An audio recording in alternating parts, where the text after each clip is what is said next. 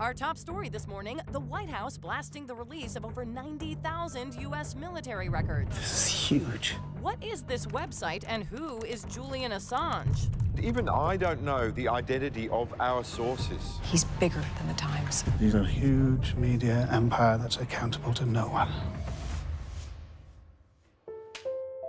One of the main reasons I really wanted to do this was to explore this extraordinary enterprise of free information. The press has always been known as the fourth estate. The fifth estate has emerged recently, and it represents the brave new world of citizen journalism in the internet age. It's a story about the rise of this new idea that information could be transformed by being published in its raw form. Give a man a mask, and he will tell you the truth. The internet has changed everything. It's forcing systems to reorganize. The tyrants of this world should beware. This is not a documentary.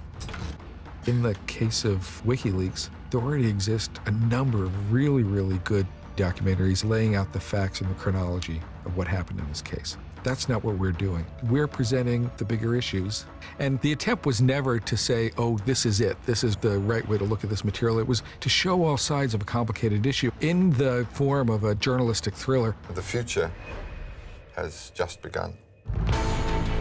The Fifth Estate tells of a friendship between Daniel Tom Scheibach and Julian Assange. This bank is hiding billions of dollars in offshore accounts. We're going to nail those bastards. Former head of Iceland's biggest bank has been accused of fraud. It's a very intense journey. We took down $1 billion bank. This is crazy. They were nobodies, computer nerds, and then becoming famous very, very quickly. And then it all went wrong. This is the biggest leak of classified information in history. You lied to everyone. You lied to me. There are lives at risk here. The movie doesn't really come down on one side or the other when it comes to deciding whether transparency in the form of WikiLeaks is good or bad. We're on the verge of a major international crisis. He's not a journalist. He's a threat to national security. Well, the story's not over. The story's not over. This is information the world needs to know. If you want the truth, you should seek it out for yourself. That's what they're afraid of. You.